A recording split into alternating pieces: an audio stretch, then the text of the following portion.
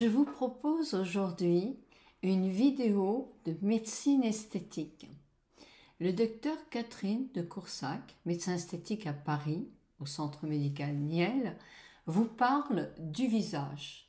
C'est une jeune femme qui sert de modèle pour justement qu'elle vous explique plutôt le vieillissement du visage, que ce soit la partie haute, la partie médiane ou la partie inférieure, et les solutions qu'elle apporte, enfin que la médecine esthétique apporte sur ces différents niveaux du visage. Bonjour à vous toutes, bonjour à vous tous, j'espère que vous allez bien.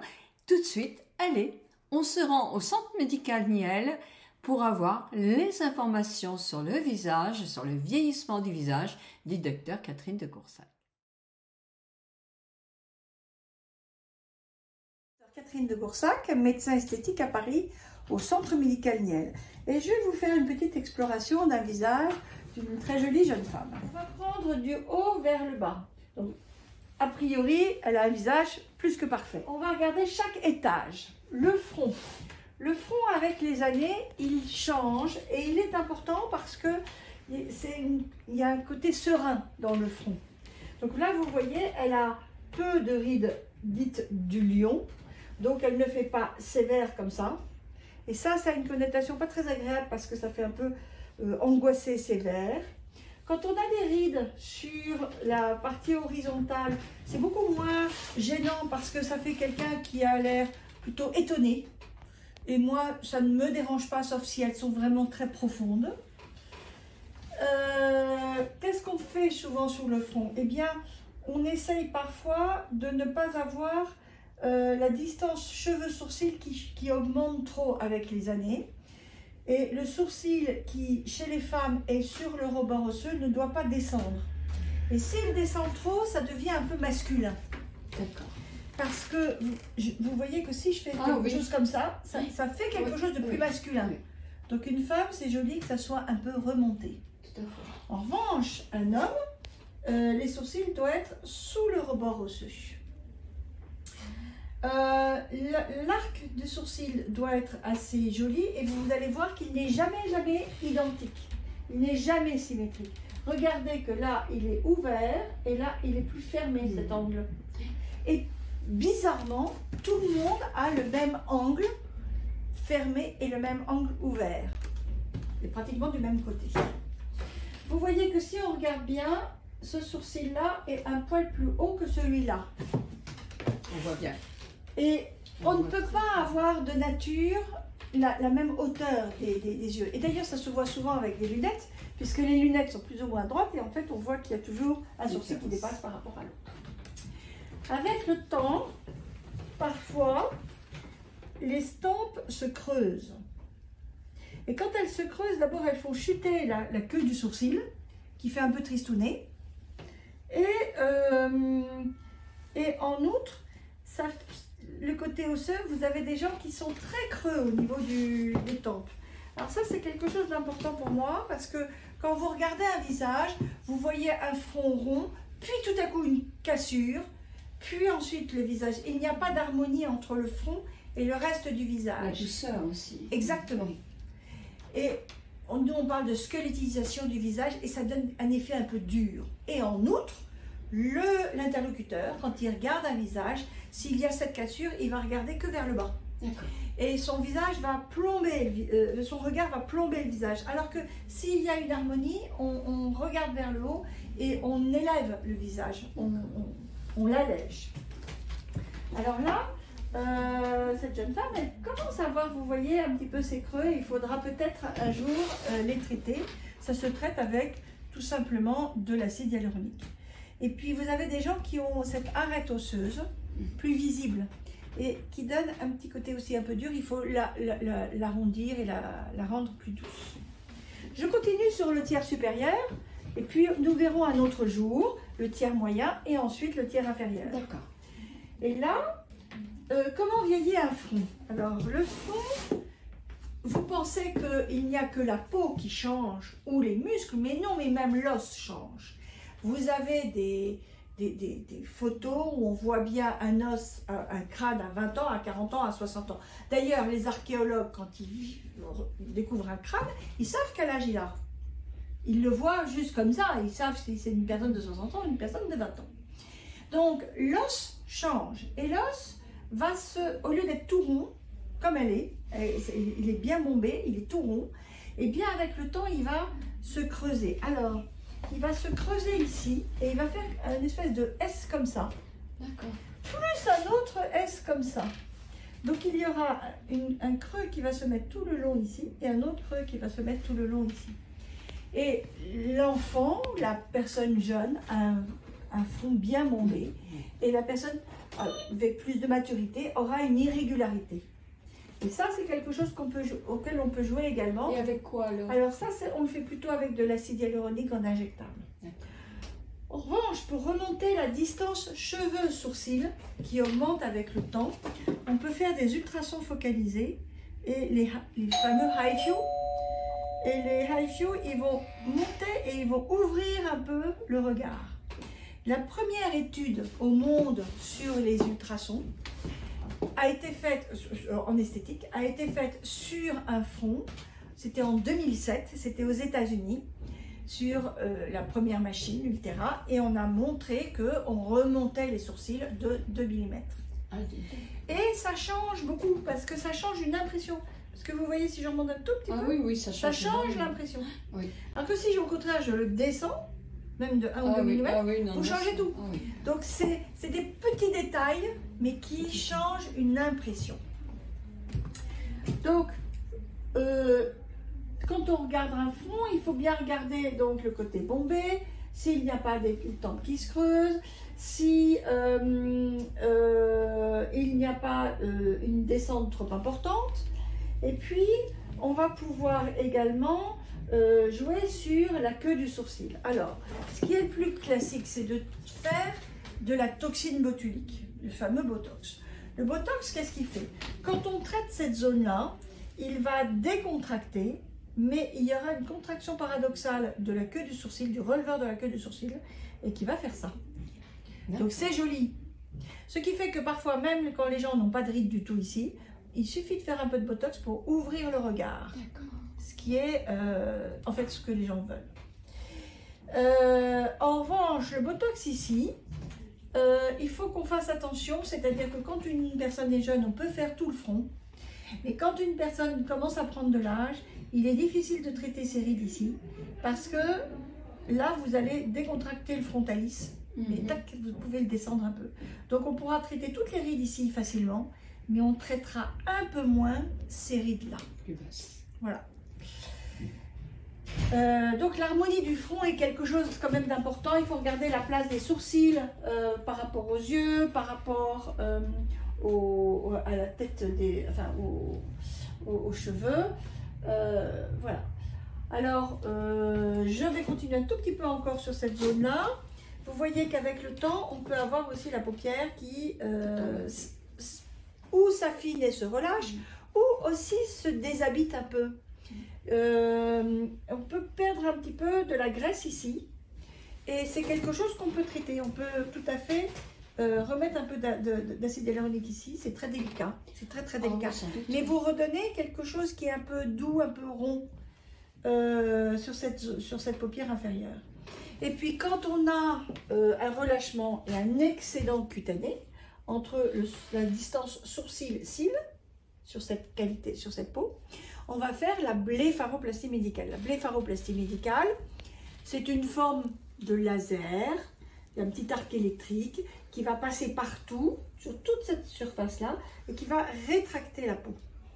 Et du coup, on va avoir la peau qui va se retendre, et on aura moins de relâchement cutané sur cette zone-là. Est-ce que c'est douloureux, ça? Oui, c'est douloureux, et c'est pour ça qu'on fait une anesthésie locale assez stricte. On applique des crèmes, une double crème. Moi, j'en applique 2 différentes. Je demande aux gens de venir 1 heure avant pour pouvoir bien traiter cette zone-là. Oui, absolument. D'accord. Et sinon... Et on est marqué pendant 8 jours. 8 jours, d'accord. Et ça dure combien de temps? Le relâchement cutané? Oui. La rétraction, ensuite vous revieillissez dessus. Ah oui, ça ne revient jamais, c'est comme avant. Si, ça revient avec les années. Avec les années, oui, Mais de c'est toute ça. façon, même Mais si on vous le coupe, si on vous fait la blépharoplastie chirurgicale, oui. ça continue. Le relâchement cutané, c'est, je dirais, un tapis roulant qui avance. Mais ce que je veux dire, c'est qu'on a quand même gagné les, Ah oui, les petits millimètres absolument. là. Et Oui, vous les d'accord. avez gagnés pour longtemps. D'accord. Absolument. Voilà, donc là, c'était la tiers. Alors, le tiers moyen du visage, ça va de cette partie-là à cette partie-là. Qu'est-ce qui peut se passer? Au niveau des paupières, déjà, vous avez très souvent des cernes qui se creusent. Alors, les cernes. Les cernes peuvent être, je dirais, de 3 ou 4 façons. Les cernes peuvent être ou tout creux, mais vraiment creux, ou creux par contraste, parce qu'il y a une petite poche qui est en train de se créer. Elle n'en a pas du tout. Mais parfois, on a des petites poches qui se créent, et du coup, ça fait un petit creux en dessous.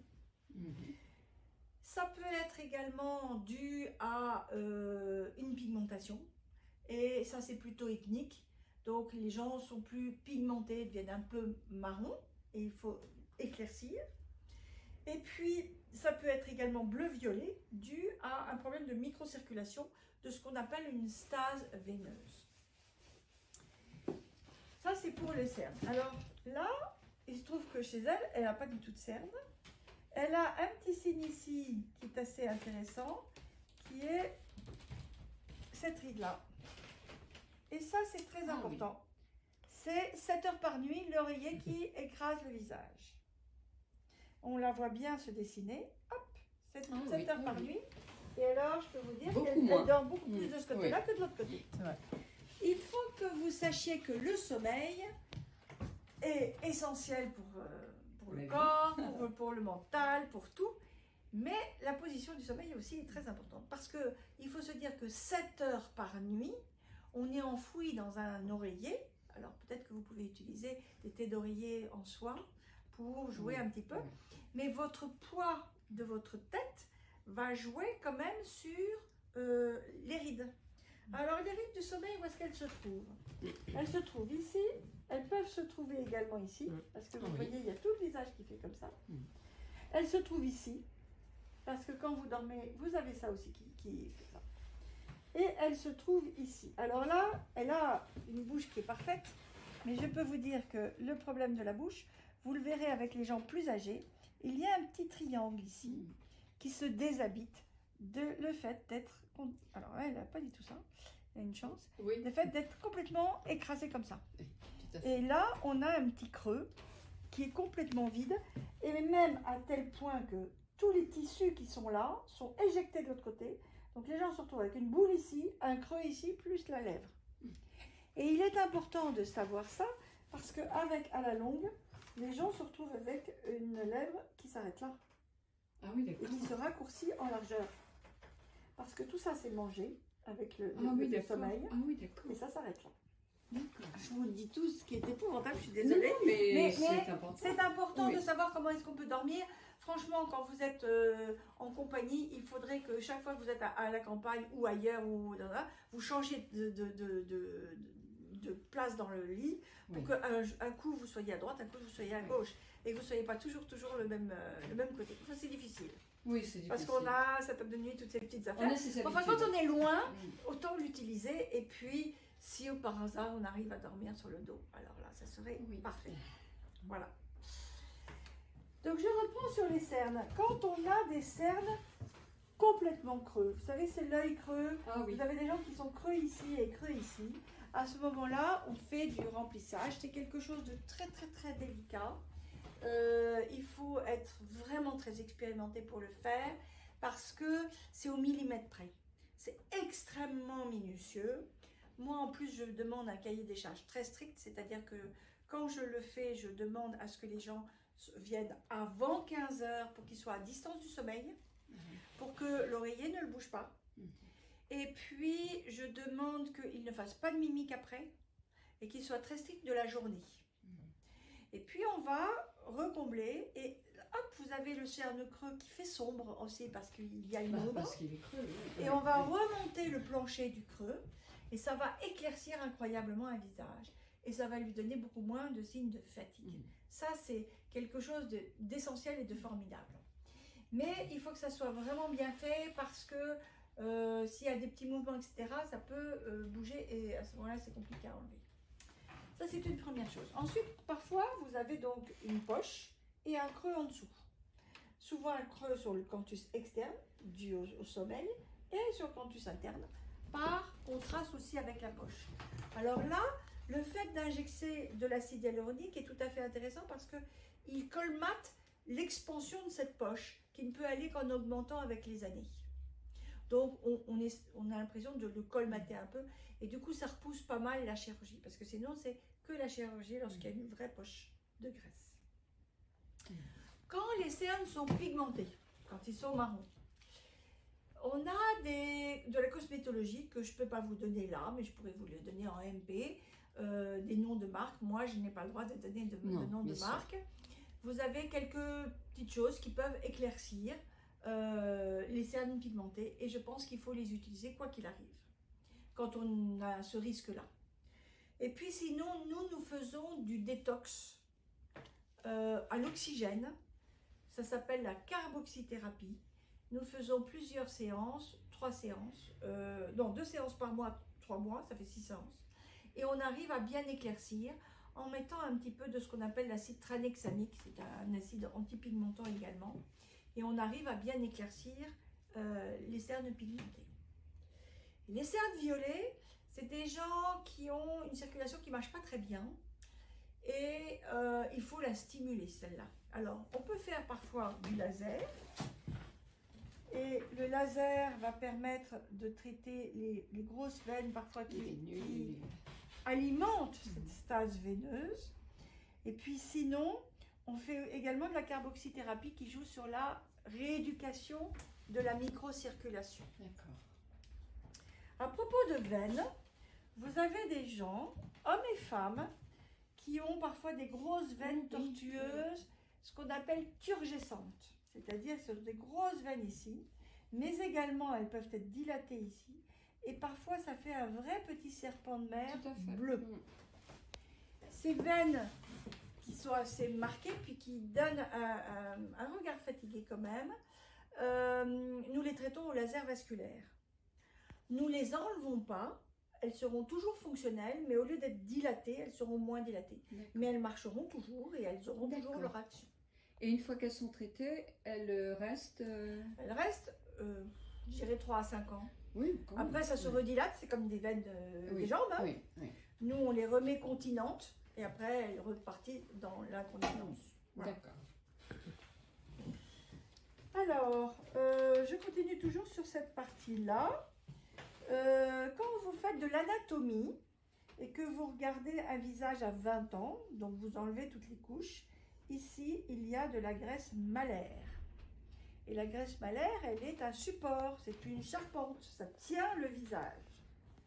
Et avec le temps, cette graisse malaire s'affaisse.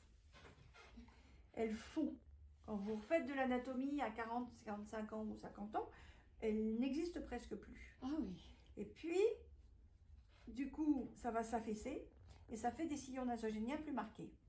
Alors là, vous avez vu qu'elle en a très peu. Donc, on est totalement inégaux. De nature, on est inégaux. Oui. Et là, vous voyez, elle n'a absolument aucune résorption et elle n'a pas de sillon nasogénien. Et vous avez des gens qui l'ont largement, donc un creux ici. Et ce creux, il est dérangeant sur un plan psychologique parce que vous voyez un sillon nasogénien, quelque chose qui descend, et à une autre ligne qui descend. Ensuite, moi, j'aime bien le creux qui se dessine ici. Et je n'aime pas le combler.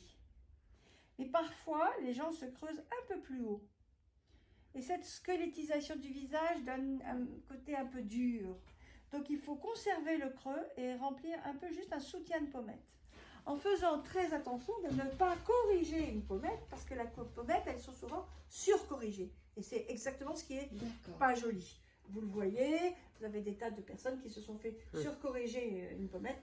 Quand c'est trop gros, ça fait hamster, c'est juste pas joli. Oui. Alors, il faut conserver ce creux et peut-être faire un petit soutien de pommette pour que ça soit doux. Chez elle, elle l'a totalement naturellement. Mais parfois, ici, c'est un petit peu creux par rapport à là. et il faut le remplir. D'accord. Et toujours avec l'acide hyaluronique. Avec de l'acide hyaluronique. Alors on a plusieurs produits.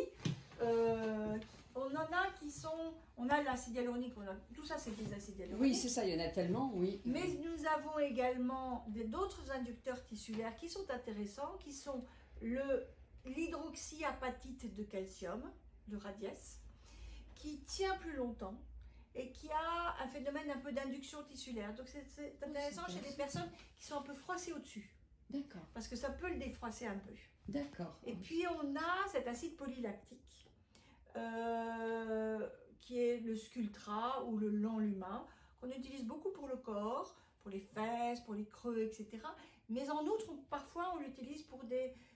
ça peut pas être pour quelque chose de très fin, c'est plus pour une zone. Gros une zone, creux, oui, voilà. Oui. C'est-à-dire une vallée des lames, tout un soutien de pommette, mais on va pas le faire de façon fine. D'accord. Mais ça, alors là, ça tient entre 2 et 5 ans, donc c'est très Ah, intéressant. oui, en effet, oui. Et ça a beaucoup de vogue aux États-Unis. Donc, Et ça fait naturel aussi. ah, ça fait tout à fait naturel. Tout à fait naturel. On est très en profondeur. D'accord. Donc vous voyez sur toute cette partie-là, elle a beaucoup de chance parce que elle n'est absolument pas marquée ici et elle n'est pas marquée sur cette zone. Alors maintenant, les paupières inférieures, les pas de doigts inférieures. Moi, j'adore les pas de doigts supérieurs. C'est le Parce signe que- du sourire. Exactement. Ah, oui. Et vous voyez que vous avez des tas d'acteurs qui ont beaucoup ou d'actrices qui ont du charme parce qu'elles ont ces rides-là. Celles qui montent et celles qui descendent, elles sont moins Vous les aimez agréables. moins. Voilà, absolument. Et nous avons traité, et nous sommes en train de traiter maintenant avec quelque chose de tout à fait nouveau, ce sont des polypeptides. Et vous faites 3 séances à 1 mois d'intervalle et vous pouvez défroisser cette zone-là par ces polypeptides. Sans donner de volume, sans rien donner, et c'est tout à fait une bonne idée. C'est quelque chose de nouveau. Alors ensuite, donc j'ai parlé de cette lèvre supérieure qui ne doit pas être cassée par les encoches dues à l'oreiller, Oui. qui doit bien avoir cette taille directe et qui doit être droite. Elle ne doit pas être triste, elle ne doit pas faire icône triste. Donc quand on En fait l'icône vieillissant, on a triste, tendance quand même à ben avoir- vous ne l'avez pas du tout. Non, mais il y a des personnes qui l'ont. Et il y a des personnes qui l'ont. Et le côté tristounet, une ride n'est pas importante, c'est ce qu'on donne comme impact. Il ne faut pas qu'on ait l'air triste. Donc elle l'a très droite, c'est parfait, elle a beaucoup de chance, c'est très bien, mais elle est toute jeune aussi. Donc je dirais que, qu'est-ce qu'on peut dire sur ce mid-face? On peut aussi dire que parfois on a de la coupe rose, elle n'en a pas.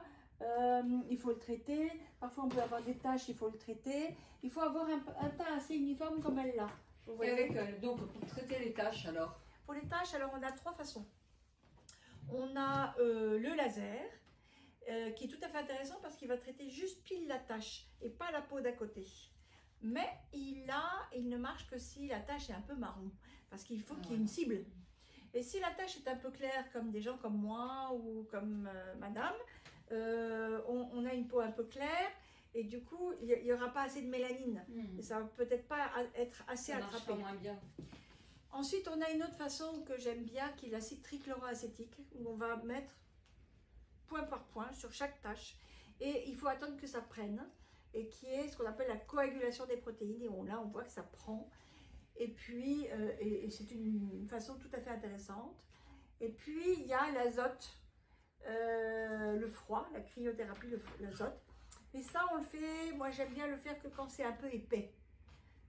Parce que le laser ou l'autre, on n'y arrivera pas, c'est des kératoses. Quand il y a un peu d'épaisseur, vous n'atteindrez pas la profondeur autrement. Les 3 méthodes laissent une marque pendant 6 à 8 jours pour le visage. Curieusement, pour les mêmes techniques, c'est 6 à 8 jours pour le visage, c'est 15 jours pour le décolleté, c'est 3 semaines pour les mains. Pour la même technique, ça veut dire que la peau n'a rien à voir. Ah oui. Ce sont des peaux différentes. Et nous allons parler de cette partie-là. Alors, cette partie-là, elle est très importante. Tout le monde a envie de la travailler. Alors, vous voyez, elle a un angle mandibulaire parfait. Et tout est bien droit. Elle est parfaite. Ce qui n'est pas le cas avec les années. Donc, parfois, mais même jeunes, vous avez des personnes jeunes qui vont avoir une ligne mandibulaire qui ne sera pas bien définie qui aura des bas joues et elle n'a pas de plis d'amertume en plus. Alors, ces plis d'amertume, vous voyez le nom. Ces plis d'amertume donnent une tristesse et plombent le visage. Ah, oui. Et ça, c'est quelque chose qu'il faut traiter. Et il faut savoir même chose que quand on fait une anatomie de quelqu'un de 20 ans, de 40 ans, de 60 ans, on va enlever les couches. Ici, vous avez de la graisse au niveau mentonnier qui fond et qui part. Donc, le traitement est également de combler, de restaurer ce volume qui est une perte de volume avec les années. Et donc, vous avez ce pli d'amertume qui va faire une différence de relief uniquement par fonte de la graisse. Mais en outre, il y a le relâchement de la joue qui va tomber dessus. Donc, il y aura plusieurs traitements. Le premier, c'est de relever le plancher du pli d'amertume en injectant de l'acide hyaluronique et tendre. Et pour tendre, on a deux façons. Globalement, enfin 3 façons, c'est avec la chirurgie. Hors chirurgie, on va faire en premier lieu des ultrasons focalisés, les fameux HIFU, H-I-F-U. Ces ultrasons focalisés ont plusieurs paramètres qui vont faire une rétraction cutanée. Et ils ont un paramètre intéressant qu'on peut utiliser ou pas selon ce qu'on veut. Et il peut traiter la graisse et il peut affiner la graisse. Alors parfois on a des grosses bajoues ici et il faut l'affiner. Et des doubles mentons. Et des doubles mentons. Mais si on n'a pas, on n'utilisera pas la pièce à main parce que vous avez des gens qui ont peur que ça affine le visage. Mais on l'utilise que si on a besoin. Si on n'a pas besoin, on ne l'utilise pas. Et là, on va faire de la rétraction cutanée pour remonter un peu et redessiner toute cette zone. Donc ce qui est important à traiter, c'est évidemment les plis d'amertume, la ligne mandibulaire, les lèvres, la bouche. On n'a pas parlé des rides. Ici, on a nasogénien. Non, puis les rides. Les rides de la lèvre supérieure, vous avez dit. Nous allons reparler de la bouche. Donc, la bouche, c'est quand même beaucoup le sex appeal, c'est la personnalité, c'est central dans le visage, donc il faut quand même s'y intéresser. La bouche, elle peut d'abord être asymétrique de nature. Il faut ne pas oublier qu'elle est fondamentalement asymétrique, mais ça se voit ou ça ne se voit pas. En outre, on mange d'un côté. Quand vous mâchez plus d'un côté que de l'autre. Et donc, vous avez des mouvements qui se font plus d'un côté que de l'autre. Et à la longue, ça se voit un peu plus. Il y a un rapport entre la lèvre supérieure et la lèvre inférieure qui est, soi-disant, les canons de la beauté. Et ce rapport, il est de 0,68, on l'a vraiment décodé. Donc la lèvre supérieure doit être un peu plus charnue et la lèvre inférieure doit être un peu plus fine, mais avec un petit rapport complet. Mais c'est aussi la personnalité, parce que vous voyez, elle a une lèvre supérieure fine par rapport à la lèvre inférieure, mais en même temps, c'est sa personnalité. Je pense que c'est aussi assez joli. La seule chose, c'est qu'avec les années, ça s'affine encore plus. Et on peut se dire que juste quelque chose comme ça peut être plus joli. Mais il faut y aller extrêmement doucement. Vous voyez? Et ça ne gonfle absolument pas, ça relève la lèvre. Absolument. Mais on peut faire ce que l'on veut. Mais la majorité des gens veulent restaurer ce qu'ils avaient avant et surtout pas modifier. Donc on peut soit hydrater, parce qu'avec le temps ça se dessèche. Et puis vous avez des gens qui respirent par le nez et d'autres par la bouche. Ceux qui respirent par la bouche, ils ont la lèvre desséchée. Donc il faut l'hydrater un petit peu. On peut relever un peu les commissures, on peut jouer sur la symétrie, on peut augmenter l'arc de Cupidon, on peut faire pas mal de choses. En ce qui concerne la bouche, nous avons vu les volumes et puis il y a les ridules de la lèvre supérieure. Alors, la plupart des patients n'ont qu'une peur, c'est qu'on modifie en traitant ces ridules-là. Mais si on ne traite que ces rides dites de la lèvre blanche, on ne touche pas du tout la lèvre rouge. Donc on ne modifie en rien, ni le volume, ni la forme, ni rien du tout, on n'y touche pas.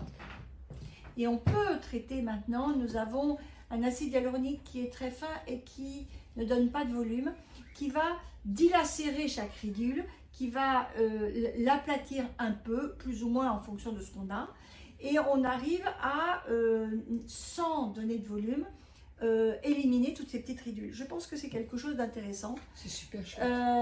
Parce qu'on ne modifie rien et quand même c'est un peu plus lisse.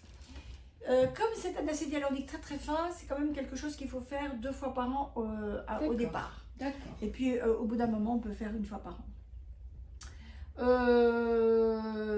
Qu'est-ce que je peux dire d'autre? La partie inférieure sous-mentonnière, elle est toujours importante. Quand on a, il faut la palper pour voir s'il y a, là il n'y a que de la peau, il n'y a pas de graisse, qu'est-ce qu'on fait?